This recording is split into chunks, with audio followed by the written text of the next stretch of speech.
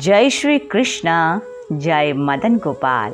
मित्रों, भाद्रपद मास की गणेश चतुर्थी को चंद्र दर्शन निषेध माने जाते हैं। ऐसी मान्यता है कि इस दिन भूल से यदि चंद्र दर्शन हो जाते हैं तो जीवन में झूठा कलंक या चोरी का कलंक लग जाता है। स्वयं भगवान श्री कृष्ण जी ने भी भाद्रपद मास के चतुर्थी के चंद्रमा के दर्शन कर लिए, जिसके फलस्वरूप उन्हें चोरी का झूठा कलंक लग गया था और इनकार आमंत्रण दे जाता है। जी हाँ, इधर मत देखना तो निश्चित मानिए स्वाभाविक ही वहाँ देखने की प्रवृत्ति हो जाती है। स्वयं मैं भी बचती रही चंद्र दर्शन से, लेकिन एक झलक दिख ही गया।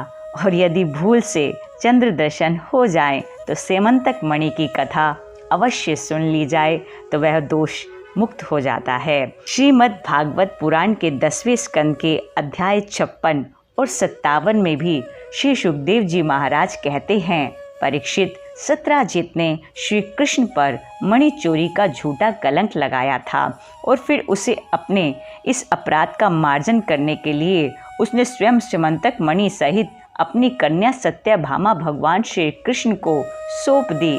राजा परीक्षित ने पूछा, भगवान, सत्राजित ने भगवान श्री कृष्ण का क्या अपराध किया था? उसे सेमंतक मणि कहाँ से मिली और उसने अपनी कन्या श्री कृष्ण को क्यों सौंप दी? श्री सुखदेव जी कहते हैं, परीक्षित, सत्राजित ने श्री कृष्ण को झूठा कलंक लगाया था। फिर उस अपराध का मार्जन करने के लिए उसने स्वयं सेमंतक मणि सहित अपनी कन्या सत्यभामा भगवान श्री कृष्ण को सौंप दी। राजा परीक्षित ने पूछा, भगवान, सत्राजित ने भगवान श्री कृष्ण का क्या अपराध किया था? उसे सेमंतक मणि कहाँ से मिली और उसने अपनी कन्या उन्हें क्यों दी? श्री सुखदेव जी ने कहा, परीक्षित, सत्राजित भगवान सूर्य का बहुत बड़ा भक्त था। वे उसकी भक्ति से प्रसन्न होकर उसके बहुत बड़े मित्र बन गए थे। सूर्य भगवान ने ही प्रसन्न होकर बड़े प्रेम से उसे सेमंतक मणि दी थी। सत्राजित उस मणि को गले में धारण कर ऐसा चमकने लगा मानो स्वयं सूर्य ही हो। परीक्षित, जब सत्राजित द्वारका आया तब अत्यंत तेजस्विता के कारण लोग उसे पहचान न सके। दूर से ही उसे देखकर लोगों की आंखें उसके तेज से चौंधिया गई। लोगों ने समझा कि कदाचित स्वयं भगवान सूर्य आ रहे हैं। उन लोगों ने भगवान के पास आकर उन्हें इस बात की सूचना दी। उस समय भगवान चौसर खेल रहे थे। लोगों ने कहा, शंख चक्र गदाधारी नारायण, कमल नयन दामोदर, यदुवंश शिरोमणि गोविंद, आपको नमस्कार है। जगदीश्वर, देखिए, अपनी चमकीली किरणों से लोगों के नेत्रों को चौंधियाते हुए प्रचंड रश्मि भगवान सूर्य आपका दर्शन करने आ रहे हैं। प्रभु, सभी श्रेष्ठ देवता त्रिलोकी में आपकी प्राप्ति का मार्ग ढूंढते रहते हैं किंतु उसे पाते नहीं। आज आपको यदुवंश में छिपा हुआ जानकर स्वयं सूर्य नारायण आपका दर्शन करने आ रहे हैं। श्री सुखदेव जी कहते हैं, परीक्षित, अनजान पुरुषों की यह बात सुनकर कमल नयन भगवान श्री कृष्ण हंसने लगे। उन्होंने कहा, अरे, ये सूर्य देव नहीं है, यह तो सत्राजित है जो मणि के कारण इतना चमक रहा है। इसके बाद सत्राजित अपने स्मृत घर में चला आया और घर पर उसके शुभागमन के उपलक्ष्य में मंगल उत्सव मनाया जा रहा था। उसने ब्राह्मणों द्वारा सेमंतक मणि को एक देव मंदिर में स्थापित करा दिया। परीक्षित, वह मणि प्रतिदिन 8 भार सोना दिया करती थी और जहाँ वह पूजित होकर रहती थी वहाँ दुर्भिक्ष, महामारी, ग्रह पीड़ा, सर्प भय, मानसिक और शारीरिक व्यथा तथा मायावियों का उपद्रव आदि कोई भी अशुभ नहीं होता था। एक बार भगवान श्री कृष्ण ने प्रसंगवश कहा, सत्राजित, तुम अपनी मणि राजा उग्रसेन को दे दो, परंतु वह इतना अर्थ लोभी था कि भगवान की आज्ञा का उल्लंघन होगा। इसका कुछ भी विचार न करके उसे अस्वीकार कर दिया। एक दिन सत्राजित के भाई प्रसेन ने उस परम प्रकाश मणि को अपने गले में धारण कर लिया और वह उस घोड़े पर सवार होकर शिकार खेलने वन में चला गया। वहाँ एक सिंह ने घोड़े सहित प्रसेन को मार डाला और उस मणि को छीन लिया। वह अभी पर्वत की गुफा में प्रवेश ही कर रहा था कि मणि के लिए ऋक्षराज जामवन ने उसे मार डाला। उन्होंने वह मणि अपनी गुफा में ले जाकर बच्चे को खेलने के लिए दे दी। अपने भाई प्रसेन के ना लौटने से उसके भाई सत्राजित को बड़ा दुख हुआ। वह कहने लगा, बहुत संभव है श्री कृष्ण ने ही मेरे भाई को मार डाला हो, क्योंकि वह मणि गले में डालकर वन में गया था। सत्राजित की यह बात सुनकर लोग आपस में कानाफूसी करने लगे। जब भगवान श्री कृष्ण ने सुना कि यह कलंक का टीका मेरे सिर पर लगाया गया है, तब वे उसे धो बहाने के उद्देश्य से नगर के कुछ सभ्य पुरुषों को साथ लेकर प्रसेन को ढूंढने के लिए वन में गए। वहाँ खोजते खोजते लोगों ने देखा कि घोर जंगल में सिंह ने प्रसेन और उसके घोड़े को मार डाला है। जब वे लोग सिंह के पैरों का चिन्ह देखते हुए आगे बढ़े, तब उन लोगों ने यह भी देखा कि पर्वत पर ऋक्ष ने सिंह को भी मार डाला है। भगवान श्री कृष्ण ने सब लोगों को बाहर ही बिठा दिया और अकेले ही घोर अंधकार से भरी हुई ऋक्षराज की भयंकर गुफा में प्रवेश किया। भगवान ने वहां जाकर देखा कि श्रेष्ठ मणि स्यमंतक को बच्चों का खिलौना बना दिया गया है। वे उसे हर लेने की इच्छा से बच्चे के पास जा खड़े हुए। उस गुफा में एक अपरिचित मनुष्य को देखकर बच्चे की धाय भयभीत की भांति चिल्ला उठी। उसकी चिल्लाहट सुनकर परम बली ऋक्षराज जामवन क्रोधित होकर वहां दौड़ आए। परीक्षित, जामवन उस समय कुपित हो रहे थे। उन्हें भगवान की महिमा, उनके प्रभाव का पता न चला। उन्होंने एक साधारण मनुष्य समझ लिया और वे अपने स्वामी भगवान श्री कृष्ण से युद्ध करने लगे। जिस प्रकार मांस के लिए दो बाज आपस में लड़ते हैं, वैसे ही विजयाभिलाषी भगवान श्री कृष्ण और जामवन आपस में घमासान युद्ध करने लगे।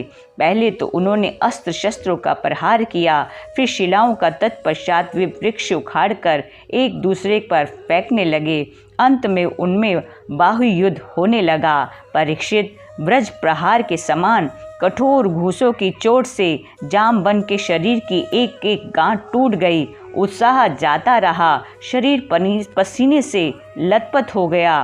तब उन्होंने अत्यंत विस्मित चकित होकर भगवान श्री कृष्ण से कहा, प्रभु, मैं जान गया आप ही समस्त प्राणियों के स्वामी, रक्षक, पुराण पुरुष भगवान श्री विष्णु हैं। आप ही सबके प्राण, इंद्रिय बल, मनोबल और शरीर बल हैं। आप विश्व के रचयिता ब्रह्मा आदि को भी बनाने वाले हैं।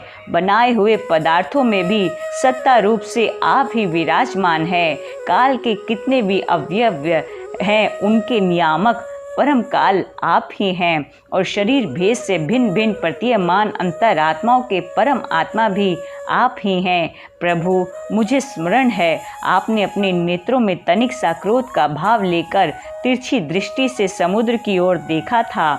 उस समय समुद्र के अंदर रहने वाले बड़े बड़े नाग, घड़ियाल और मगरमच्छ शुद्ध हो गए थे और समुद्र ने आपको मार्ग दे दिया था।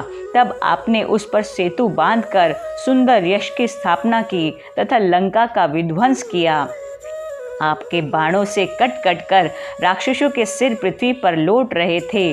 अवश्य ही आप मेरे वे ही राम जी श्री कृष्ण के रूप में आए हैं। परीक्षित, जब ऋक्षराज जामवन ने भगवान को पहचान लिया, तब कमल नयन श्री कृष्ण ने अपने परम कल्याणकारी शीतल कर कमल को उनके शरीर पर फेर दिया और वे अहितु की कृपा से भरकर प्रेम गंभीर वाणी से अपने भक्त जामवन जी से कहने लगे, ऋक्षराज, हम मणि के लिए ही तुम्हारी इस गुफा में आए हैं। इस मणि के द्वारा मैं अपने पर लगे झूठे कलंक को मिटाना चाहता हूँ। भगवान के ऐसा कहने पर जामवन बड़े आनंद से उनकी पूजा करने के लिए लिए अपनी कन्या कुमारी जामवती को मणि के साथ उनके चरणों में समर्पित कर दिया। भगवान श्री कृष्ण जिन लोगों को गुफा के बाहर छोड़ गए थे उन्होंने 12 दिन तक उनकी प्रतीक्षा की, परंतु जब उन्होंने देखा कि अब तक वे गुफा से नहीं निकले तब वे अत्यंत दुखी होकर द्वारका लौट गए। वहां जब माता देवकी, रुक्मणी, वसुदेव जी तथा अन्य संबंधियों और कुटुंबियों को यह मालूम हुआ कि श्री कृष्ण गुफा से नहीं निकले तब उन्हें बड़ा शोक हुआ। सभी द्वारकावासी अत्यंत दुखित होकर सत्राजित को भला बुरा कहने लगे और भगवान श्री कृष्ण की प्राप्ति के लिए महामाया दुर्गा देवी की शरण गए, उनकी उपासना करने लगे। उनकी उपासना से दुर्गा देवी प्रसन्न हुई और उन्होंने आशीर्वाद दिया। उसी समय उनके बीच में मणि और अपनी नववधू जामवती के साथ सफल मनोरथ होकर श्री कृष्ण सबको प्रसन्न करते हुए प्रकट हो गए। सभी द्वारकावासी भगवान श्री कृष्ण को पत्नी के साथ और गले में मणि धारण किए हुए देखकर परमानंद में मग्न हो गए, मानो कोई मरकर लौट आया हो। तदंतर भगवान ने सत्राजित को राजसभा में महाराज उग्रसेन के पास बुलवाया और जिस प्रकार मणि प्राप्त हुई थी वह सब कथा सुनाकर उन्होंने वह मणि सत्राजित को सौंप दी। सत्राजित अत्यंत लज्जित हो गया। मणि तो उसने ले ली परंतु उसका मुंह नीचे हो गया। अपने अपराध पर उसे बड़ा पश्चाताप हो रहा था।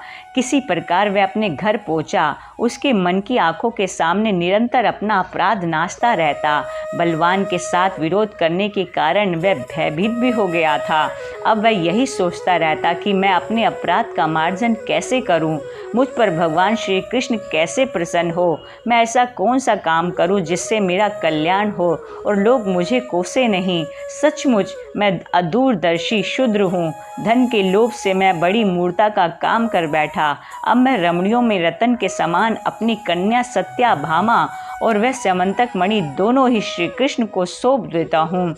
यह उपाय बहुत अच्छा है, इसी से मेरे अपराध का मार्जन हो सकता है, और कोई उपाय नहीं है। सत्राजित ने अपनी विवेक बुद्धि से ऐसा निश्चय करके स्वयं ही इसके लिए उद्योग किया और अपनी कन्या तथा स्यमंतक मणि दोनों ही ले जाकर श्री कृष्ण को अर्पण कर दी। सत्याभामा शील, स्वभाव, सुंदरता, उदारता आदि सद्गुणों से संपन्न थी। बहुत से लोग चाहते थे कि सत्याभामा हमें मिले और उन लोगों ने उन्हें मांगा भी था, परंतु अब भगवान श्री कृष्ण ने विधि पूर्वक उनका पानी ग्रहण किया। परीक्षित, भगवान श्री कृष्ण ने सत्राजित से कहा, हम स्यमंतक मणि ना लेंगे। आप सूर्य भगवान के भक्त हैं, इसलिए वे आपके ही पास रहे। हम तो केवल उसके फल के अर्थात उससे निकले हुए सोने के अधिकारी हैं, वही आप हमें दे दिया करें। और इस प्रकार यदि श्रीमद् भागवत अंतर्गत स्यमंतक मणि की इस कथा को हम श्रवण कर लेते हैं तो भूल द्वारा किए गए चंद्र दर्शन के उस दोष से हम काफ़ी हद तक निवृत्त हो जाते हैं, बच जाते हैं। और इस कथा को आप स्वयं भी श्रवण कीजिए और अपने जन परिजनों को भी अवश्य शेयर कीजिएगा। जय श्री कृष्णा, जय मदन गोपाल, जय मदन गोपाल।